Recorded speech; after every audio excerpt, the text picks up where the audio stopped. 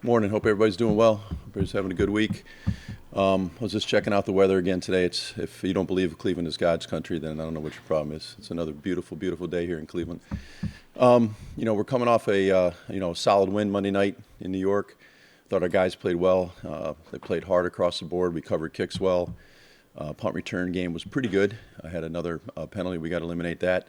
Punter did well. Kicker did well. Snapper did well. Kickoff return, we only had the one opportunity. We got tackled at the 19 to start the game. We have to find a way to get our kickoff return team going, and that's going to be emphasis today in practice. We do KOR today and tomorrow. So, what you guys got for me? JoJo Natson. What do I know about him? He's terrifying. He's really quick. He's the fastest guy on the field. He's fearless for a little guy. When I was in Minnesota, we played at the Rams last year on a Thursday night, and he was injured prior to the Sunday. And I don't like anybody getting hurt, but I'm glad we didn't have to face him. Unfortunately, we'll have to face him on Sunday night. He has now become their, dual returner, so he's dangerous on both punts and kickoffs. And he poses a big-time threat because you can't be out of control at the point of attack. You're going to miss him. I told our guys today in the meeting he can make you miss in a phone booth. He's that quick, and we have to do a great job of surrounding him, throttling down, and being under control and making a play. Upper echelon of returners in the league at this point? I don't think so yet. He's got that potential. I don't think he's had the productivity yet because he's so young, but he's definitely on that upward trend. Hopefully we can stifle that upward trend a little bit on Sunday night.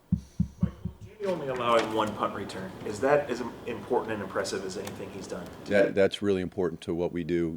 He's got the leg to do what some of these other punters around the league do, hit a 60, 65-yarder and, hope for the best. That's not how we're wired. That's not how I'm wired. Our guys understand that we want to limit the opportunities for the return team, the opponent's return team, every single opportunity for guys. Because of that reason, JoJo Natson and the other returners that we're going to face this year, there's so many good ones that you don't want them to get going. You're hoping, hey, we hit a 60-yarder, we get a 50-yard net. Well, it doesn't always happen because those guys are going to make people miss. They're going to, we can't cover perfect every time, and so we're trying to limit the opportunities for our opponent's punt returners and kickoff returners for that matter, depending on the situation. Yesterday when we talked to him, a couple times went out of his way to credit the Gunners. Mm-hmm. Who are those guys that you've sort of counted on in that position and that are standing out to you? So first of all, you understood what he was saying? Did he talk slower? No, I'm only kidding. I tease him all the time about that. He's got a great accent. So Tavier Thomas is the one gunner, and Kadero Hodge, which has been a huge sign. Our personnel people did a great job getting a hold of him, and I can't believe the Rams let him go. He's so talented. But both those guys did a really nice job the other night. Finding the ball, beating their man off the ball, the corner or the safety and corner, depending if it was a vice, winning that battle, finding the ball, finding the returner, finding the ball, making a decision, which we coach over and over and over again. And because Jamie did such a good job for the most part directionally, it makes our job a little bit easier. But our protection did a good job for the most part. One that was too close that we have to correct, we have to make sure that doesn't happen. But, our guys protected well. Jamie got the ball off quick. Did a good job for the most part with his directional punts and makes the job for the gunners easier. But we have good gunners. We have guys that believe in what we're doing, and they understand that, to go back to the original question about limiting the opponent's punt returner, the opportunities that they have, that hopefully it's going to be higher and a little bit shorter than some teams punt it. I don't want 35 yards, but, 50 yards, 5-0, 48 yards, 4-8, somewhere along those lines. A good hang distance ratio, and that helps our gunners, helps everybody. Does Hodge have a reputation in the special teams ranks? He does, and we played him last year. He was just, I think he had only one game under his belt, and we played him like week 4 a year ago, and I already knew about him because he already had made an impact in special teams in preseason and in that one game that he had played. I'm very glad we have him. He's got, for a young guy, he's got some leadership abilities or leadership qualities. He plays very, very hard. He's very intelligent. He understands his role. He's also becoming a better receiver. I was telling the offensive coaches yesterday, please don't use him at receiver. I don't want to get him tired for special teams. Usually it's the other way around. But, he's done a nice job for us so far. A guy like, going back to Tavier, is that a guy that you kind of through camp, but when it came down to that 53-man, did you kind of pound the table for him a little bit? I did. And I didn't have to pound very hard because I think John and Elliot and personal guys, they understood the importance of what Tavier brings to the table. So I didn't pound very hard because they get it. And I know Freddie's obviously emphasizing the importance of special teams for our football team. He's done such a great job supporting what we do. It's made my job a lot easier. And guys like Tavier going out there, he understands his role, and he'll play defense if they need him to. But at the end of the day, he's dressed in playing the 4 core phases, and he plays on field goal block as well. So he's our only 5-phase guy that we have. Rams Fossils known for his gimmick plays. Oh, yeah. They're very effective, though. What's your philosophy on using special plays? Do you have a history of them? Do you Well, like them? we did a few of them in Minnesota. We kind of pick and choose our spots. We'll have one in every week, whether or not we use it, depending on the situation, depending on the confidence we have in the play, depending on sometimes the look that we get from our opponents. They do a really good job with the Rams. I was going to tell you guys, I did shave this morning, but I've already grown this because I'm nervous about all the fakes and everything. It grows really back fast and gray when I'm nervous about a team. But they do a really good job of fakes, and I think they had 5 they tried last year. One they tried against us that we stopped, but they tried 4 others. I think 3 of them were successful. So they've had a history of doing it. They're very creative. Their guys believe in what they do, and they got a punter that can throw the ball like a quarterback. So that poses a big-time threat. To Jamie Gillan yesterday, he said, how many punts he had, what's in his bag as far as the different types of punts he uses. Right. He didn't get into specifics, but how many different types of punts does Jamie have? Depending on the field position, depending on the winds and whatnot, and what type of look that we get from our opponents, he probably has at least 4 or 5 different punts, that he can pull out at any time that we actually work on in practice. That I'm not going to ever ask him to do. Like last week, there was a situation I wanted to do a certain punt, but we hadn't practiced it enough, and I didn't feel comfortable. He didn't feel comfortable pulling out that club, so to speak, out of his golf bag. But at any one time, at some point in his career, he's going to be able to do whatever he wants in that situation, and as long as he's practiced it that week and feels confident for that type of punt for that week. So do you go back to Dontrell is the main returner, or could you still keep Jarvis as a punt? Probably both. Get a little bit of both this weekend. Yeah, I think the guys they'll be prepared. Dontrell's back, and he'll be playing hopefully on every phase for us, and because he brings a lot to the table, speed and toughness. And the one play he got hurt on, he actually slipped. He actually did a great job on the kickoff cover. He actually slipped, and that's when he ran into the hip of the returner against Tennessee.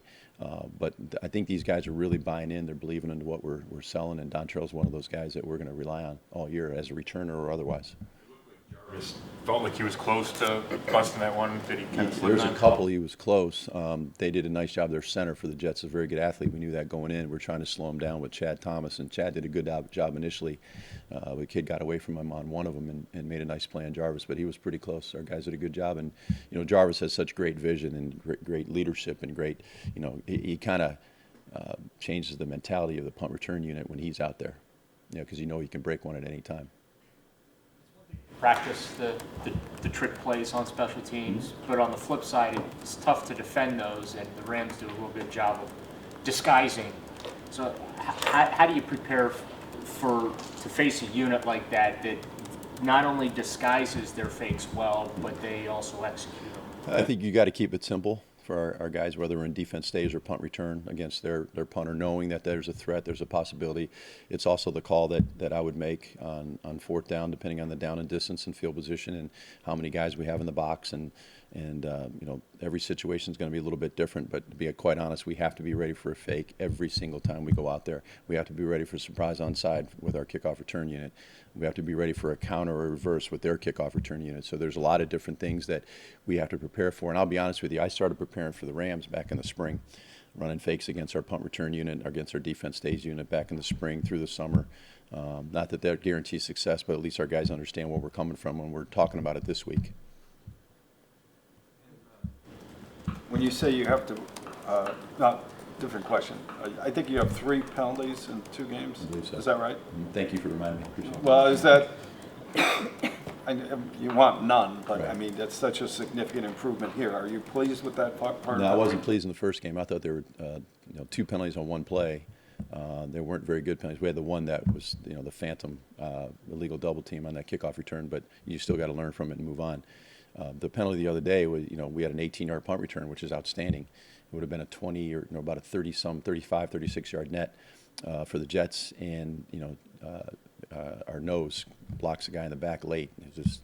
I understood what he was trying to do, but it wasn't a good decision. So I think the guys are known, and we also avoided several penalties on punt return the other night. So guys are learning. There's some progress there. We're not anywhere near where we need to be, but you know, I'm not happy with any penalties, but I understand what you're saying, that it is a reduction. But, you know, if we want to get where we want to get to, and especially in our return phases, we got to eliminate them across the board, period. And you liked it. Austin Seibert made the kicks, but beyond that, what did you like about how he handled Monday His night? demeanor was outstanding the whole night. I told him after the game, I'm walking off the field after the game, and I said, you know, you looked like a confident kicker today. You know, first game, he wasn't as confident. Obviously, he missed that first one, but he kicked off well for us. I mean, they were taking a knee 1 yard deep in the end zone, so we said, okay, kick him a little bit shorter. We wanted our kickoff team to go down there and cover, and our guys did a great job of doing so. But I thought he kicked off well. His demeanor was great. He approached every kick like it was a game winner, and he did a really good job for us. And the snaps and holds were great. The protection was great on field goal PATs, and so our guys did a good job. When you have a guy in the locker room like Daryl Hodge, who played for the team that you're preparing for, is there value in that? Or Sure. I think he'll show you something that you don't see on film. You know, that's a good question. We asked Cordero yesterday and today in our special teams meetings, even this morning.